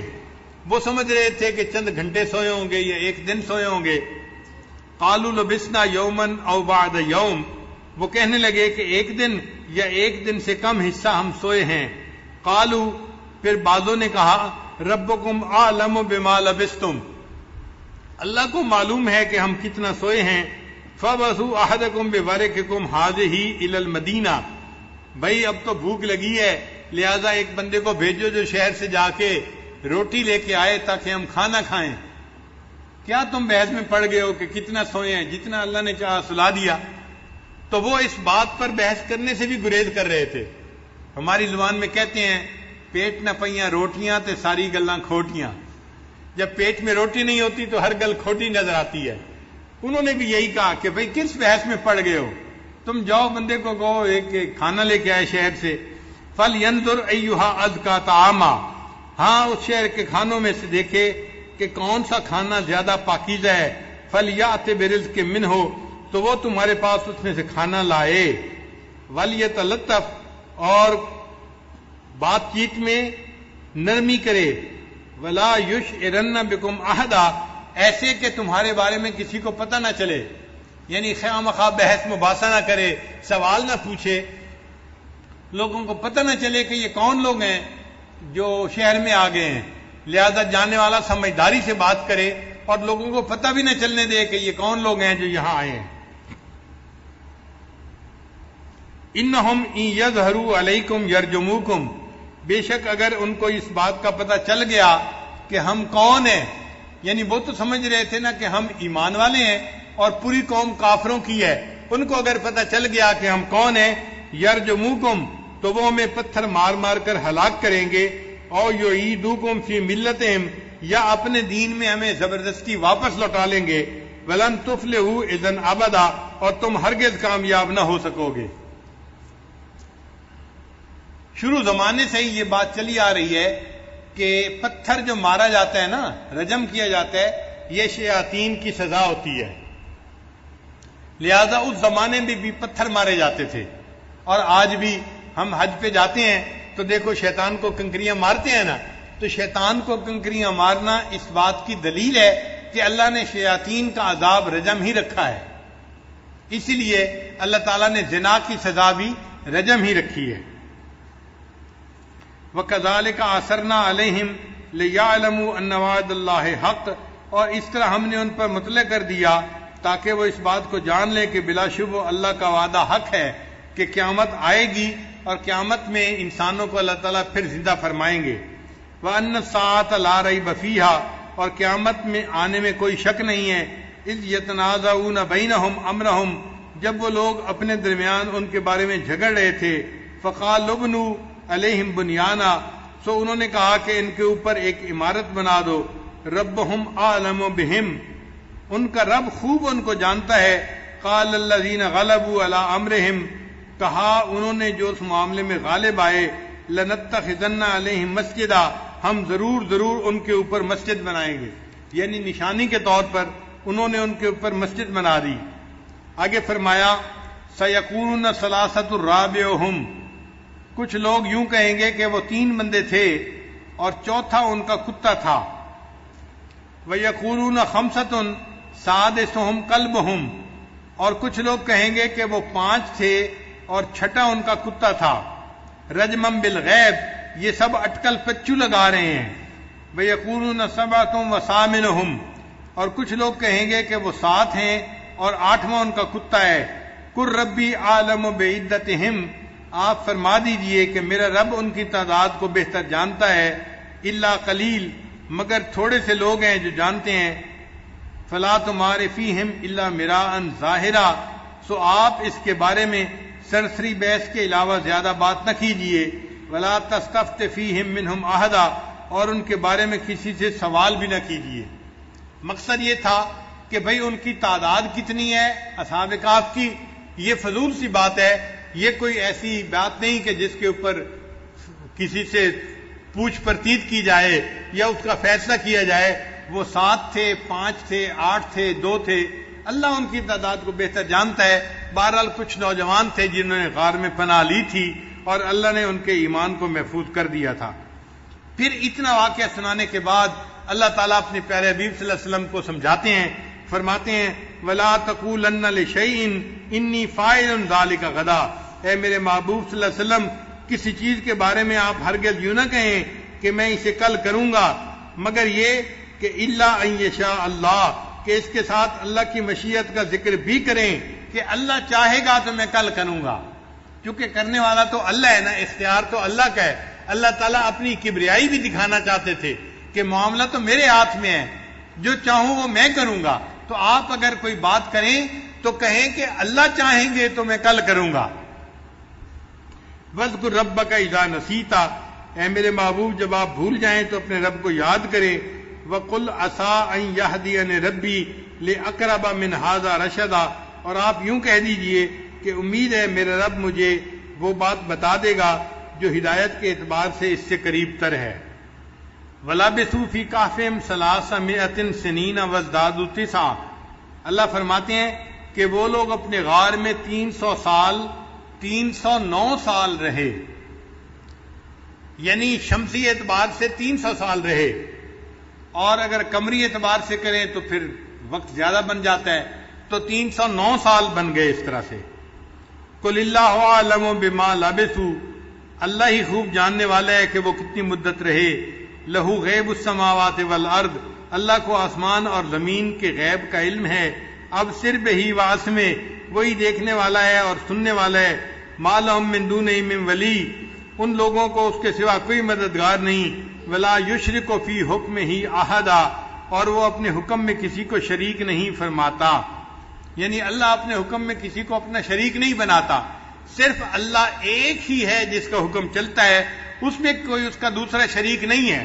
ما اوحی الیک من کتاب ربک، آپ کے رب کی کتاب جو آپ کی طرف وحی کی گئی اس کی تلاوت کیجئے۔ لا مبدل لکلماتہ، اس کے کلمات کو کوئی بدلنے والا نہیں۔ ولن تجد من دونہ ملتحدا، اور ہرگز آپ اس کے سوا کوئی پناہ کی جگہ نہیں پائیں گے۔ وَاصْبِرْ نَفْسَكَ مَعَ الَّذِينَ يَدْعُونَ رَبَّهُمْ بِالْغَدَاةِ وَالْعَشِيِّ، اور جو لوگ صبح و شام اپنے رب کو پکارتے ہیں ان کے ساتھ آپ اپنے آپ کو بٹھائیے۔ یہ وہ لوگ ہیں جو اللہ کی رضا کے طالب ہیں، اور آپ ایسا نہ کریں کہ وَلَا تَعْدُ عَيْنَاكَ عَنْهُمْ، کہ ان کی دنیا والی زندگی کی زینت کے ارادے سے ان سے آپ نظریں ہٹا لیں۔ ترید زینت الحیات الدنیا، آپ دنیا کی زینت کے چاہنے والے ہوں گے۔ ولا تطع من اغفلنا قلبه عن ذکرنا، اور اس شخص کی بات نہ مانیے جس کے دل کو ہم نے اپنی یاد سے غافل کر دیا۔ واتبع ہواہ، وہ اپنے خواہشات کے پیچھے لگ گیا۔ وکان امرہ فرطا، اور اس کا حال حد سے آگے بڑھ گیا۔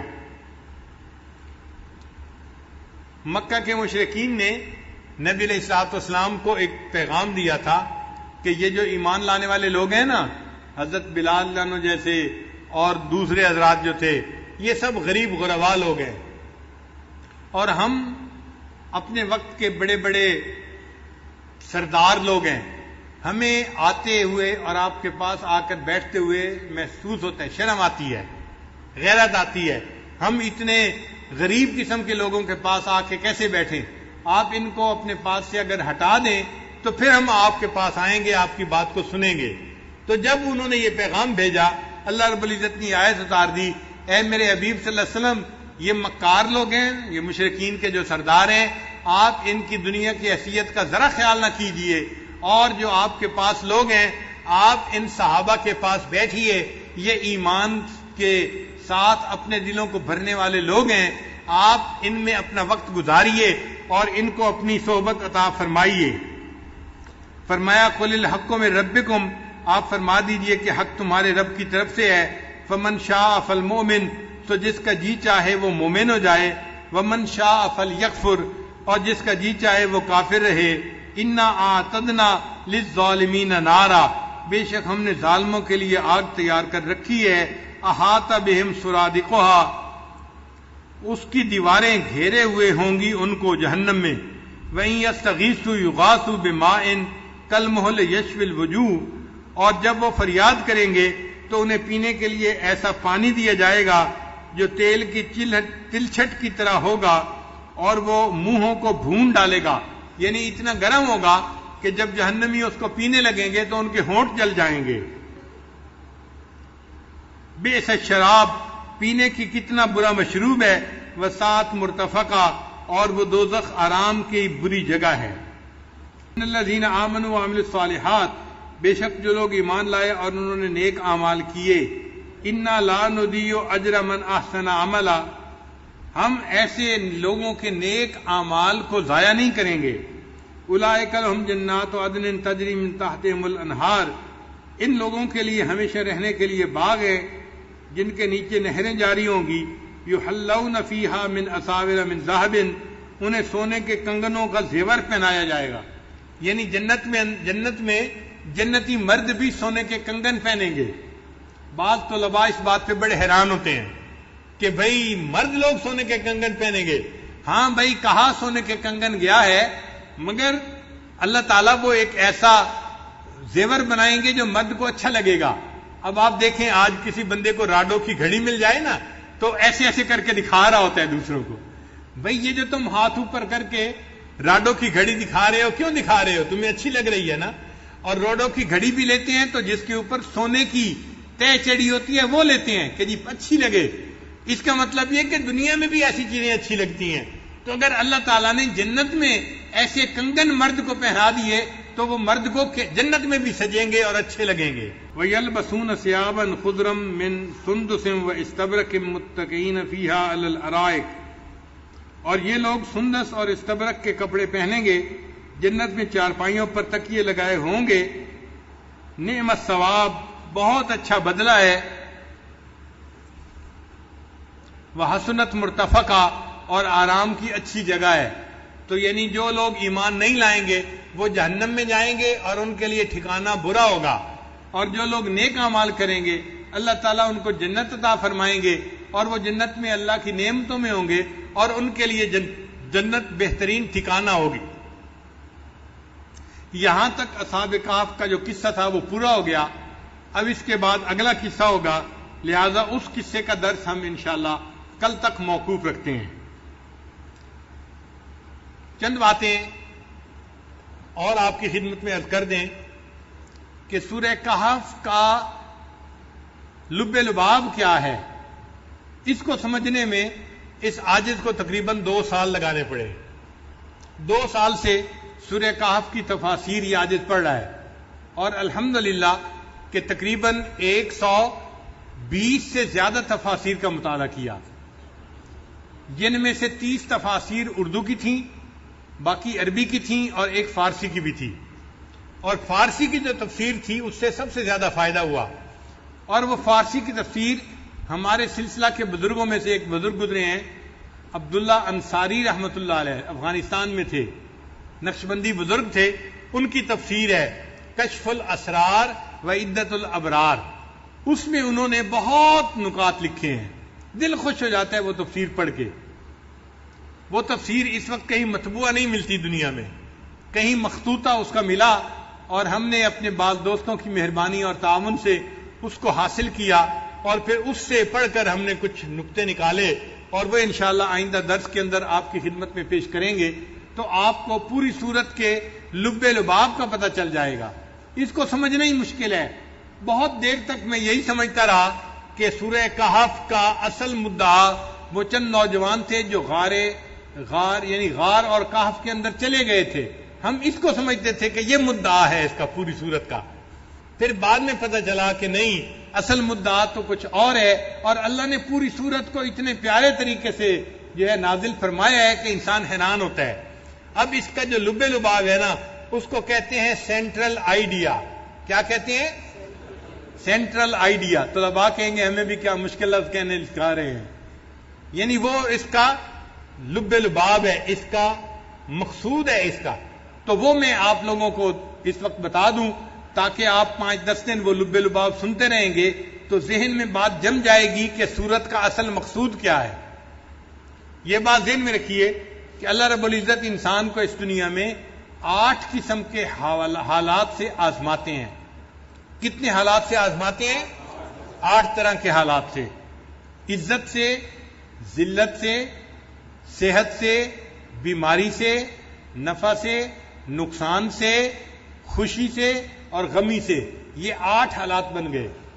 8 طرح کے حالات، ہر بندہ ہر وقت ان 8 میں سے کسی نہ کسی ایک حال میں ہوتا ہے، یا صحت مند ہوگا، یا بیمار ہوگا، یا خوش ہوگا، یا غمزدہ ہوگا، یا عزت میں ہوگا، یا ذلت میں ہوگا، یا فائدے میں ہوگا، یا نقصان میں ہوگا۔ یہ 8 حالات ہیں جو بندوں کے اوپر عدلتے بدلتے رہتے ہیں۔ اگر ان 8 حالات کا لب لباب کرے تو وہ 2 حالات بنتے ہیں، یا اچھے حالات یا برے حالات۔ یہ دو مطلب تقسیم ہو گئی، یعنی 8 حالات کو اگر ہم اور تقسیم کریں تو کتنے حالات میں تقسیم کریں گے؟ 2 حالات میں، یا تو نفع کا حال، عزت کا حال، صحت کا حال، یہ اچھے حالات ہیں، ذلت کا حال، بیماری کا حال، نقصان کا حال، یہ برے حالات ہیں۔ تو تقسیم بن گئی 2 حالات کی، اچھے حالات میں اللہ بندے کو آزماتے ہیں اور کبھی برے حالات میں آزماتے ہیں۔ تو کتنے حالات میں اللہ بندے کو آزماتے ہیں؟ 2 حالات میں۔ 2 حالات کون کون سے؟ اچھے حال میں، اور اچھے حال میں آزماتے ہیں کہ یہ میرا بندہ میری نعمتوں کا شکر ادا کرتا ہے یا نہیں کرتا، اور برے حالات میں آزماتے ہیں کہ میرا یہ بندہ ان کے اوپر ان مشکلات کے اوپر صبر کرتا ہے یا نہیں کرتا۔ تو تمام جو یعنی امتحانات ہیں ان کا نچوڑ 2 پیپر بنے۔ 2 پیپر کون سے ہیں؟ ایک صبر کا پیپر اور ایک شکر کا پیپر۔ اللہ تعالیٰ 2 طرح سے بندے کو آزماتے ہیں، کبھی نعمتیں دے کے آزماتے ہیں، شکر کا پیپر ہوتا ہے، یہ ٹھیک حل کرتا ہے یا نہیں کرتا۔ یہ نعمتوں میں اگر غافل ہو جاتا ہے اور نافرمانی پہ اتر آتا ہے اور دنیا داری میں لگ جاتا ہے اور نفس کی خواہشات میں لگ جاتا ہے تو یہ اپنے پیپر میں فیل ہو گیا۔ اور اگر میں نے مشکل حالات بھیجے اور ان مشکل حالات میں یہ بندہ اپنے جو ہے مایوسی میں چلا جاتا ہے اور دین سے ہٹ جاتا ہے، اعمال میں پیچھے ہٹ جاتا ہے، تو اس نے صبر نہیں کیا، یہ بھی اپنے پیپر میں فیل ہو گیا۔ تو صبر کے وقت میں انسان صبر کرے اور شکر کے وقت میں انسان شکر ادا کرے تو پھر وہ انسان کامیاب ہوتا ہے۔ تو یہ بات سمجھ آ گئی کہ ہمارے اس زندگی میں جو یہ دارالامتحان ہے، اس امتحان میں مختلف پیپر ہمیں دینے پڑتے ہیں۔ ان تمام پیپروں کا نچوڑ اور لب لباب کتنے پیپر بنے؟ 2 پیپر بنے۔ ان پیپروں کا نام کیا ہے؟ ایک شکر کا پیپر اور ایک صبر کا پیپر۔ یہاں تک بات اچھی طرح سمجھ آ گئی۔ اب اس سے اگلی بات سمجھیں۔ اللہ تعالیٰ نے جب حضرت آدم علیہ السلام کو پیدا فرمایا تو اللہ تعالیٰ نے بھی ان کو ان دونوں پیپروں میں آزمایا۔ ایک تو ان کو جنت میں رکھا کہ شکر ادا کریں، نعمتیں تھیں، اور ایک اللہ تعالیٰ نے ان کو ایک درخت کا پھل کھانے سے منع فرما دیا، یہ صبر کے پیپر تھا۔ تو کتنے پیپروں میں آزمایا آدم علیہ السلام کو؟ کون کون سے پیپر تھے؟ صبر کا اور شکر کا۔ تو شکر کے پیپر میں تو آدم علیہ السلام کامیاب ہو گئے، لیکن جو صبر کا پیپر تھا نا، اس میں شیطان نے قسمیں کھا کے ان کو دھوکہ دے دیا۔ وقاسمہما، قرآن کہتا ہے کہ شیطان نے قسمیں کھا کے کہا کہ آپ اس کو کھا لیجئے، اور وہ بھول گئے تھے اس وقت کہ میں نے اللہ سے وعدہ کیا ہوا ہے کہ میں نے اس کا یہ پھل نہیں کھانا۔ اب چونکہ بھول ہو گئی تھی اور شیطان نے قسمیں کھائی تھی، اعتماد کر لیا تھا، اس لیے انہوں نے وہ پھل کھا لیا، اور جو صبر کا پیپر تھا اس میں پھر کامیابی نہ ہو سکی۔ اب جب صبر کے پیپر میں کامیابی نہ ہوئی تو اللہ نے ان کو جنت سے اتار کر زمین پر پہنچا دیا۔ تو یوں آدم علیہ السلام زمین پر اتر آئے اور ان کی اولاد کو زمین کے اوپر اپنی زندگی گزارنی پڑ گئی۔ اس لیے سورہ کہف کے اندر 5 واقعات ہیں۔ سورہ کہف کے اندر کتنے واقعات ہیں؟ 5 واقعات ہیں۔ یہ بہت توجہ سے یاد کرنے والی بات ہے۔ پہلا واقعہ ہے حضرت آدم علیہ السلام کا۔ یہ پوری سورہ کہف کا درمیانی واقعہ ہے، سینٹرل واقعہ ہے، یہ ایک قلب ہے پوری سورہ کہف کا۔ یہ واقعہ کون سا ہے؟ حضرت آدم علیہ السلام کا واقعہ۔ آیتیں تھوڑی سی ہیں حضرت آدم علیہ السلام کے بارے میں یا ابلیس کے بارے میں، چند آیتیں ہیں واقعہ، اور اس لیے پڑھنے والے لوگوں کی توجہ ہی نہیں جاتی کہ یہ جو تھوڑا سا ہنٹ دیا گیا ہے یہ لب لباب ہے اس پوری سورت کا، ادھر توجہ ہی نہیں جاتی سمجھنے میں مشکل پیش آتی ہے. تو آدم علیہ السلام کا واقعہ اور شیطان کا بھی اللہ نے اس میں تذکرہ کیا. یہ واقعہ پوری صورت کا لب لباب ہے اور اس میں اللہ نے 2 پیپروں کا تذکرہ کیا. کون کون سے پیپر تھے؟ صبر کا اور شکر کا. پھر اللہ نے اس واقعے سے پہلے 2 واقعات کا تذکرہ کیا. آدم علیہ السلام کے واقعے سے پہلے کتنے واقعات کا تذکرہ کیا؟ 2 واقعات کا. اور وہ 2 واقعات عوام الناس کے تھے. یہ بھی ذہن میں رکھیں. وہ 2 واقعات کن کے تھے؟ عوام الناس کے واقعات تھے. ایک واقعہ تھا نوجوانوں کا کہف کے اندر جانا جو آج ہم نے پڑھا. اور یہ واقعہ جو تھا یہ صبر کا امتحان تھا نوجوانوں سے. اور یہ نوجوان صبر کے امتحان میں کامیاب ہو گئے. انہوں نے صبر کیا نا، گھر چھوڑا، رشتہ دار چھوڑے، بیوی بچے چھوڑے، غار میں چلے گئے. انہوں نے تکلیف پہ صبر کیا اور وہ اس صبر کے اندر کامیاب ہو گئے. اللہ نے ان کو اپنے مقبول بندوں میں شامل فرمایا. تو ایک واقعہ ہے نوجوانوں کا، اور یہ نوجوان کون تھے؟ عام نوجوان تھے. ان عام نوجوانوں کا واقعہ ہے اور یہ صبر کا پیپر تھا اور اس صبر کے پیپر میں یہ نوجوان کامیاب ہو گئے. پھر اس کے بعد اللہ نے ایک دوسرا واقعہ سنایا صاحب جنتین، ایک بندے کا جس کے باغات تھے. یہ بندہ تھا جس کو اللہ نے خوب مال دیا تھا، پیسہ دیا تھا، صحت دی تھی، غنی بنایا تھا. یہ بھی عام بندہ تھا، کوئی خاص بندہ نہیں تھا، بس پیسے والا تھا، اتنی سی بات تھی. ویسے عوام الناس میں سے تھا. اس کو اللہ نے امتحان میں ڈالا اور اس کا امتحان کیا تھا؟ شکر کا پیپر تھا. اس کا امتحان کیا تھا؟ کہ میں نے نعمتیں دی ہیں، اے بندے تم میرا شکر ادا کرو. لیکن یہ بندہ مال کی وجہ سے خواہشات نفسانی میں لگ گیا اور یہ اللہ کو بھول گیا، اللہ پہ ایمان ہٹا بیٹھا. لہذا یہ اپنے پیپر میں فیل ہو گیا، ناکام ہو گیا. تو آدم علیہ السلام کا واقعہ درمیان میں ہے. ان سے 2 پیپر لیے گئے، صبر کا اور شکر کا. اور ان سے پہلے 2 واقعات کو بیان کیا گیا. کون کون سے واقعات؟ ایک اصحاب کہف کا، یہ بھی عوام الناس کا واقعہ تھا. اور ایک صاحب جنتین کا، یہ بھی عوام الناس میں سے ایک بندہ تھا مگر مال والا تھا. مگر پہلا پیپر صبر کا تھا اور دوسرا پیپر، پہلے والے بندے کامیاب ہو گئے اور دوسرے والا بندہ ناکام ہو گیا. پھر اللہ تعالیٰ نے آدم علیہ السلام کے واقعات کے بعد 2 واقعات کا اور تذکرہ کیا. اور یہ دونوں واقعات خواص کے واقعات تھے. یہ توجہ رکھیں، پہلے واقعات عوام الناس کے واقعات تھے اور آدم علیہ السلام کے واقعے کے بعد 2 واقعات بیان کیے، یہ خواص کے واقعات تھے. کون کون سے خواص کے واقعات؟ ایک خواص میں سے سیدنا موسیٰ علیہ السلام کا واقعہ جو کلیم اللہ تھے، اولو العزم رسول تھے، وہ خواص میں سے تھے. ایک ان کا واقعہ اللہ نے بیان کیا اور ان سے بھی اللہ نے صبر کا پیپر لیا. اور ان کو بھی کہنے والے نے کہا تھا آپ صبر نہیں کر پائیں گے، اور نتیجہ واقعی کیا نکلا کہ انہوں نے سوال پوچھ لیا اور واقعی ان کے اس پیپر میں بھی کچھ کمی رہ گئی. نبی علیہ السلام نے حدیث پاک میں فرمایا کہ اگر موسیٰ علیہ السلام صبر کر لیتے تو ہمیں اور زیادہ باتوں کا پتہ چل جاتا جو وہ علم والا بندہ ہمیں بتا دیتا. تو جو یہ واقعہ تھا یہ خواص کا واقعہ تھا. ان خواص میں کون خاص تھے؟ حضرت موسیٰ علیہ السلام جو کلیم اللہ تھے، جو اولو العزم رسول تھے. ان کے اوپر یہ امتحان آیا. امتحان تھا صبر کا، مگر واقعی صبر کا رکھنا مشکل تھا کیونکہ واقعے کی تفصیلات ہی ایسی تھی کہ ایک بندہ ایک کام کو ہوتے دیکھ رہا تھا اور شرعاً بات سمجھ میں نہیں آ رہی تھی. ایک لڑکے کو کیوں قتل کیا جا رہا ہے، ایک کشتی کو کیوں سوراخ کیا جا رہا ہے، ایک دیوار کو بغیر اجرت کے کیوں بنایا جا رہا ہے. تو وہ پوچھتے تھے کہ کیوں کیا جا رہا ہے. اور اس صبر نہ کرنے پر پھر اللہ تعالیٰ نے اس واقعے کا لب لباب نکالا کہ بھائی دیکھو یہ صبر عوام الناس سے بھی لیا جاتا ہے اور صبر کا پیپر خواص سے بھی لیا جاتا ہے. کئی مرتبہ عوام الناس پاس ہو جاتے ہیں اور خواص پاس نہیں ہو پاتے، اور کئی مرتبہ خواص پاس ہو جاتے ہیں، عوام الناس پاس نہیں ہو جاتے.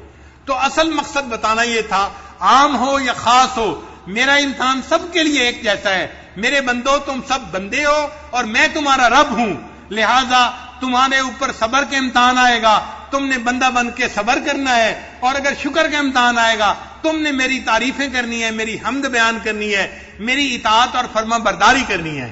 لہذا آدم علیہ السلام کے واقعات کے بعد پھر 2 واقعات بتائے گئے. ایک واقعہ حضرت موسیٰ علیہ السلام کا اور خضر علیہ السلام کا ہے، اور دوسرا واقعہ ذوالقرنین، سکندر ذوالقرنین کا واقعہ. وہ بھی خواص میں سے تھا. کیوں کہ وقت کا بادشاہ تھا اور اللہ نے ان کو بڑا علم دیا تھا اور اللہ نے ان کو بصیرت دی تھی اور انہوں نے اللہ کے حکموں کو جو ہے قائم کیا تھا دنیا کے اوپر. تو جو دین کو دنیا پر قائم کرنے والا بندہ ہو اور وقت کا بادشاہ بھی ہو تو وہ تو بڑا خاص بندہ ہوتا ہے جو شریعت کو قائم کرنے والا ہو. تو لہذا یہ بھی خواص کا واقعہ تھا. اور ان کے اوپر جو امتحان آیا وہ کس کا تھا؟ وہ شکر کا امتحان تھا کہ اللہ نے ان کو دنیا کی ہر نعمت عطا فرمائی تھی.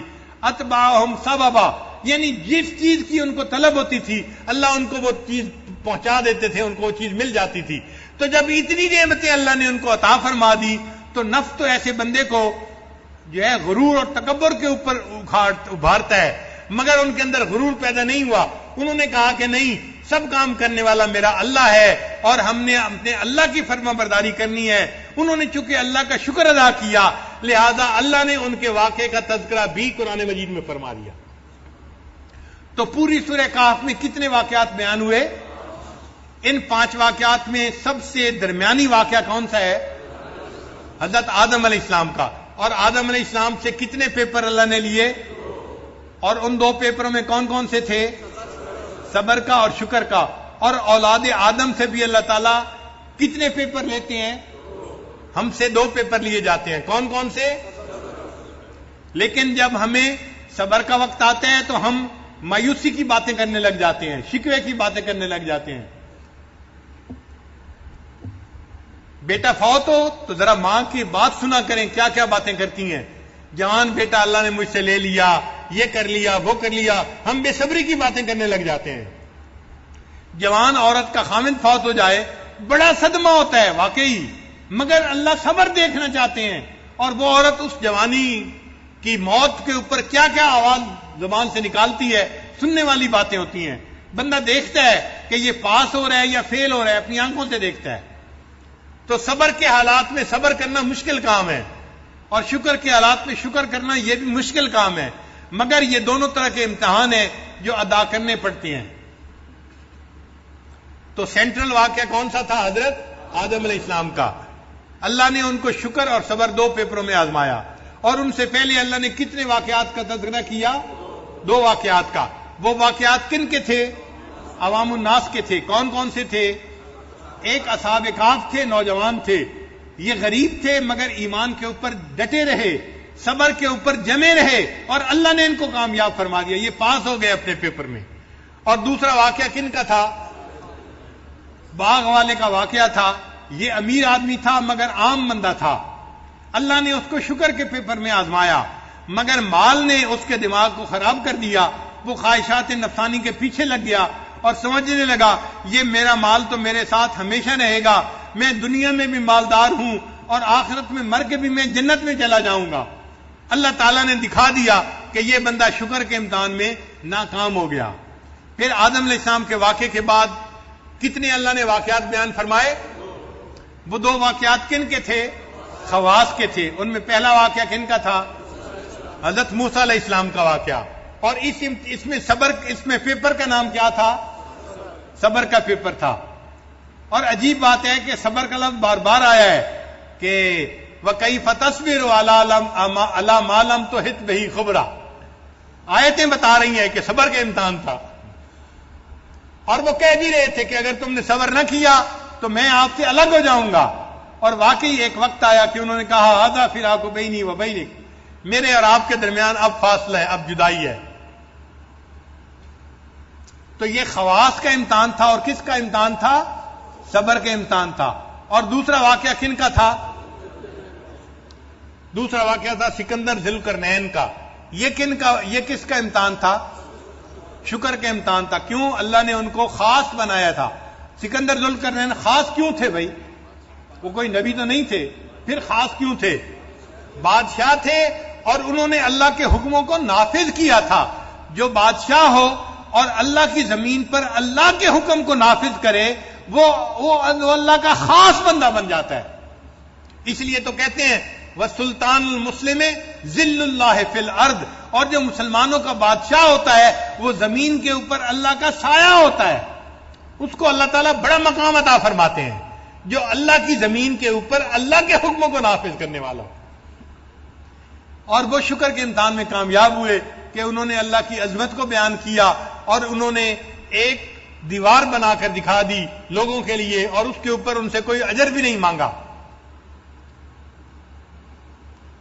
تو اب پوری صورت کا ایک خلاصہ آپ کے ذہن میں آ گیا نا. اب اس خلاصے کو ذہن میں رکھتے ہوئے ہم ایک ایک واقعے کو لے کے چلتے رہیں گے. پہلے دن میں صرف واقعہ بیان کروں گا، جیسے آج صرف اصحاب کہف کا واقعہ بیان کیا ہے کہ واقعے کا پتہ چل جائے کہ واقعہ کیا تھا. پھر دوسرے دن اس واقعے کے نکات بیان کیے جائیں گے کہ اس واقعے کے اندر نکات کتنے ہیں، وہ نکات اصل ہیں جو سمجھنے والے ہیں. انشاءاللہ 5 واقعات ہیں، 10 دن اللہ نے دیے ہیں. ہم ایک دن واقعہ بیان کریں گے، ایک دن اس کے نکات بیان کریں گے. تو اللہ تعالیٰ 10 دنوں میں سورہ کہف کی یہ پوری تفصیل کرنے کی توفیق عطا فرما دیں گے. ہمیں اللہ تعالیٰ ایک طالب علم بن کر زندگی گزارنے کی توفیق عطا فرمائے اور ہماری اس طلب علم کو اللہ تعالیٰ اور زیادہ فرمائے. رب زدنی علما وآخر دعوانا ان الحمد للہ رب العالمین.